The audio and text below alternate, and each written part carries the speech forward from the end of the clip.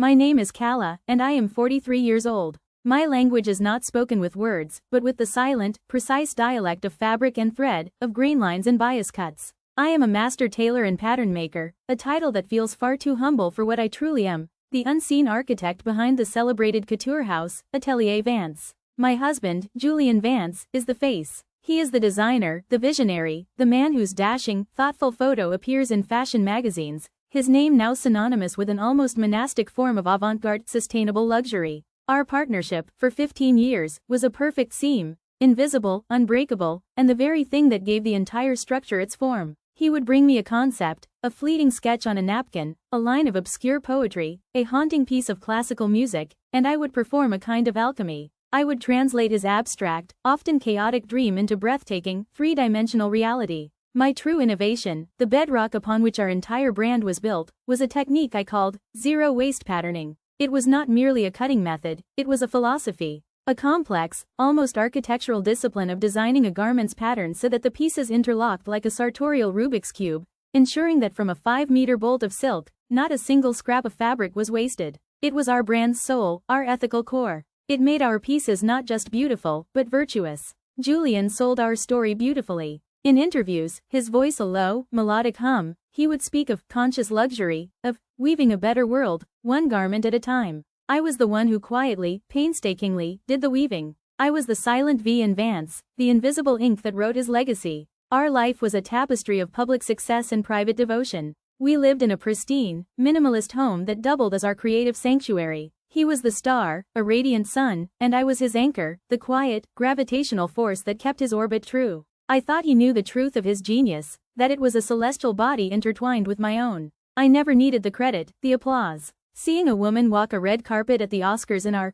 Serafina gown, a dress whose pattern I had spent 3 sleepless weeks perfecting, a spiraling cascade of silk that used every last millimeter of the bolt, was a satisfaction so deep and profound it felt sacred. The first thread in our perfect tapestry began to unravel not with a snap, but with the quiet, persistent hum of financial pressure. A major investor, an old money patriarch who loved our art but not our balance sheets, pulled out. The whispers in the industry grew louder. Atelier Vance was beautiful, a critic's darling, but it was an anachronism, unsustainable in a world that was hurtling toward speed and volume. A subtle, corrosive anxiety began to seep into our home. Julian became distant, his nights filled with hushed phone calls from our accountant, his shoulders carrying a tension that coiled in the air like a overwound spring. "We need to be realistic, Kala," he started saying, his voice tight, the easy melody gone. "Art is wonderful, but it doesn't pay the bills. We need to find a way to scale, to reach a wider audience without, without destroying the very thing that makes us who we are." I'd finish for him, my voice sharper than I intended. "Without going bankrupt," he'd retort, the words like a slap. He started taking secretive meetings, flying out for sourcing trips he was uncharacteristically vague about. He, the man who once celebrated every unique, hand-dyed fabric I found, started talking about supply chain optimization and production efficiency. The language of the enemy was infiltrating our home. Then, one morning, he announced he had saved us. He stood in the archway of my sunlit studio, his face a mask of weary triumph. He had signed a strategic licensing partnership with Omniwear, a global fast fashion behemoth, a soulless corporate dragon that devoured trends and excreted polyester waste. "It's just for a small capsule collection," he assured me, his eyes avoiding mine, a tell I chose to ignore. "They want our name, our story. They'll use a simplified version of our sustainable ethos. It's a massive cash infusion, Kala. It will keep the atelier alive. It will protect your work, your art. I did this for us." A cold dread settled in my stomach. Omniwear was the antithesis of everything we stood for. They were the monster we defined ourselves against. But he had framed it as a sacrifice, an act of love. I trusted him. I trusted his business acumen, his fierce love for what we had built together. I chose to believe the story he was selling. The moment I knew I was a fool came a month later, not as a thunderclap, but as a flicker on a screen. I was browsing a fashion blog, a guilty pleasure, when I saw it. An influencer, a young woman with a bright, empty smile, was posing in a cheap, mass-produced dress from Omniwear. But it wasn't just any dress. The seam lines, the fall of the fabric, the unmistakable geometric grace of the pattern, it was mine. Not a simplified version. It was a direct, stolen copy of my zero-waste pattern for our award-winning origami gown, an intricate design that had taken me 6 months to perfect. It was rendered in a cheap, shiny polyester that looked like a plastic imitation of the fine, organic silk I had used. I felt the blood drain from my face. The air in my lungs turned to ice. It was like hearing a symphony I had composed being played on a child's tinny keyboard, the notes the same, but the soul, the meaning, utterly desecrated.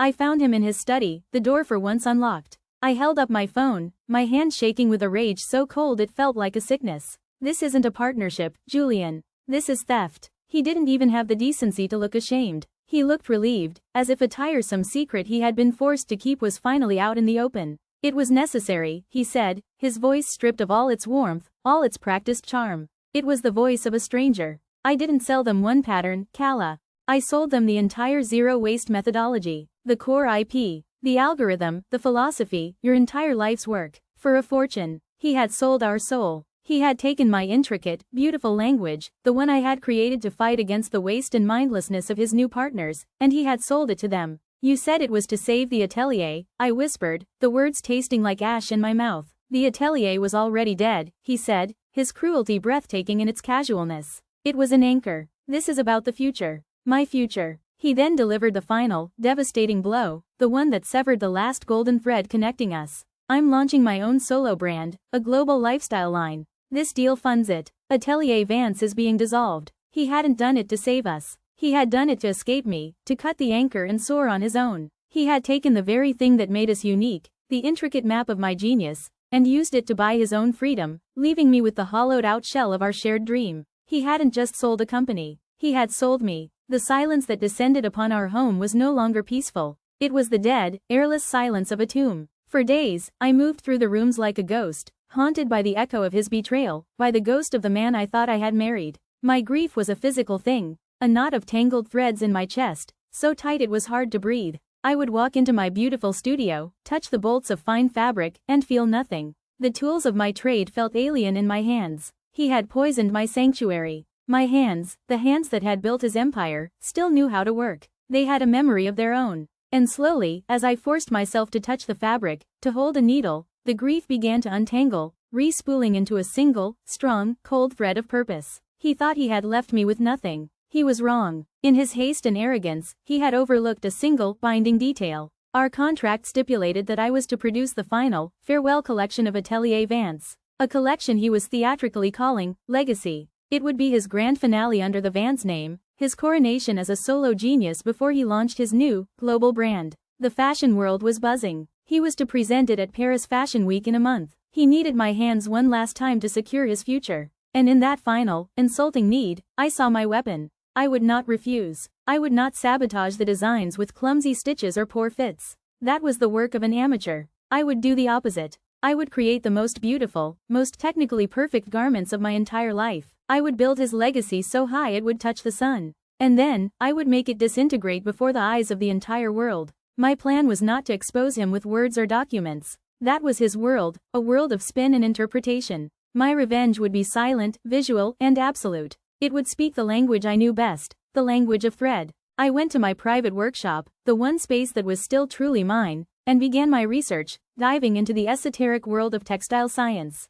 I found what I was looking for from a specialty chemical supplier in Japan, a new, experimental monofilament thread called lysis filament. It was strong, fine as a spider's silk, and visually indistinguishable from the high-quality organic cotton thread we always used. But it had one secret property, a fatal flaw. It was designed to maintain its structural integrity under normal conditions, but to rapidly lose its tensile strength, to essentially dissolve, when exposed to a very specific, high-intensity burst of light and heat, the exact kind generated by a barrage of professional photographers' flashes. I ordered a dozen spools, my heart beating with a cold, steady rhythm. My Trojan horse would not be made of wood, but of a single, treacherous, beautiful thread. While I waited for the shipment, I gathered my proof. I needed a way to control the narrative after the chaos. I hired a discreet private cybersecurity expert, a young man named Leo, to access Julian's personal server. It didn't take long. Julian, in his monumental arrogance, had left a digital trail of breadcrumbs.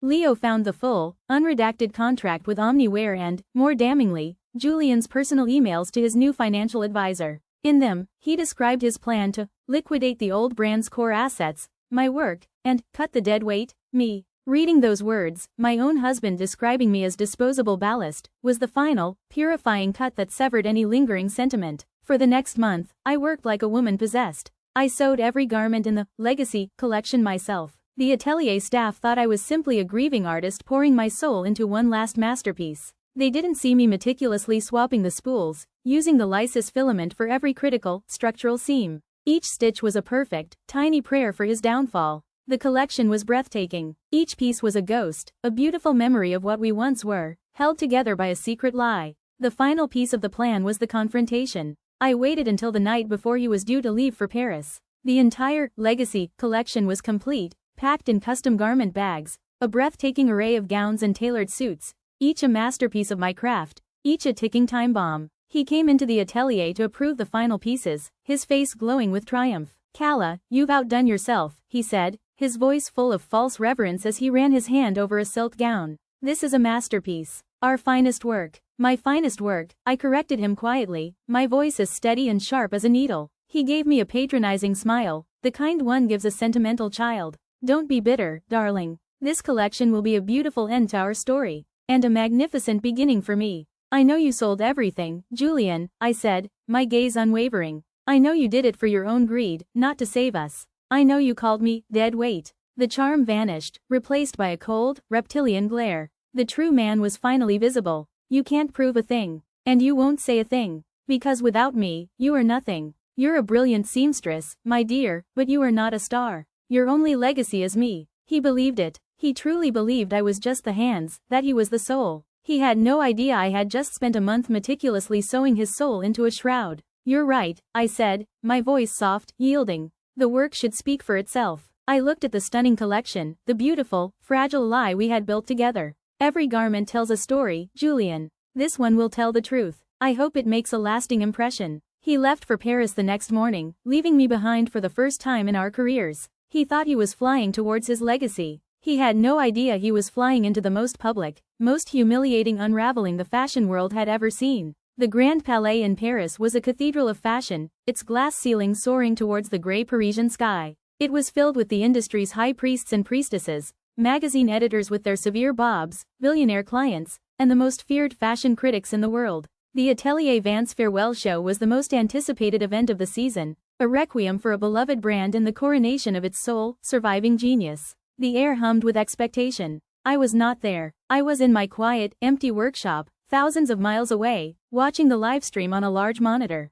The encrypted file containing Julian's emails and the Omniware contract was attached to a draft email, addressed to the top investigative journalist at Vogue, a woman known for her surgical precision and her utter lack of mercy. My finger hovered over the send button. The show began. The music swelled, a haunting, melancholic cello piece. The first model walked onto the dazzlingly white runway. She wore a gown of liquid silver, a marvel of construction that seemed to float around her body. It was perfect. The audience gasped. A ripple of applause, a rare sound during a show, broke the silence. Piece after piece followed, each one more breathtaking than the last. Julian's genius was on full, magnificent display. He was receiving a silent, standing ovation from the most critical audience in the world. The critics were furiously scribbling in their notebooks. The story was already written. Vance, the singular visionary, had saved his best for last. He stood at the end of the runway, a triumphant king surveying his court, his face a mask of humble, artistic gratitude. Then came the finale. All 20 models walked out together for the final procession, a slow, dramatic walk down the long runway.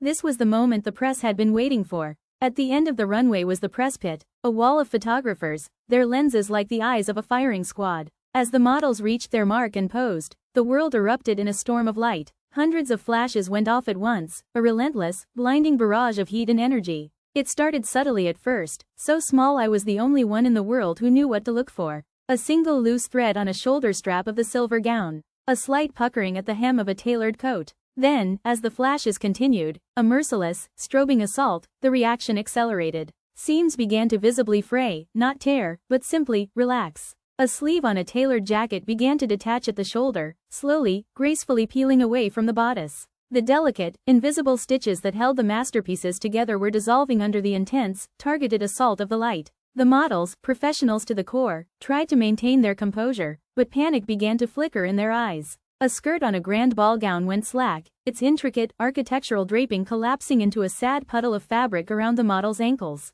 A bodice gaped open, revealing the plain muslin undergarment beneath. The beautiful, architectural garments were melting away, unraveling seam by seam, turning from high couture into high-concept tatters. The audience, at first confused, began to realize what they were seeing. Whispers turned to gasps, then to horrified, morbid laughter. Phones came out, recording the disaster. It was a live-action, high-fashion version of The Emperor's New Clothes. The genius had been revealed as a fraud, his creations as fragile and empty as his promises. Julian, standing at the head of the runway, watched his legacy literally disintegrate before his eyes, his face a grotesque mask of frozen horror. In my workshop, my finger pressed down. I hit send. The story broke while the models were still stranded on the runway in their ruined clothes. Phones in the audience began to buzz with push notifications. The headlines were brutal. Atelier Vance's Unraveling, a tale of fraud, theft, and deceit, accompanied by runway photos of the dissolving collection. The article contained the leaked emails, the Omniware contract, the whole sordid truth. Julian's legacy was not one of genius, but of theft and betrayal. I switched off the live stream. I walked through my quiet, empty house one last time, my bags already packed. I left the wedding ring he had given me on the table, next to a single, perfect spool of golden thread. My revenge was not loud or angry. It was silent, meticulous, and complete. I didn't destroy his work, I simply created the conditions for it to destroy itself, proving that a creation built on a lie, no matter how beautiful, will always, eventually, fall apart. Months later, a small, unmarked door opened in a quiet, cobblestone alley in the city. Inside was a small, light-filled studio, filled with bolts of honest fabric and the scent of my own creative freedom. Above the door, a simple, hand-carved wooden sign read, Kala. There was no last name. I didn't need one. My work, my true work, was finally and completely my own.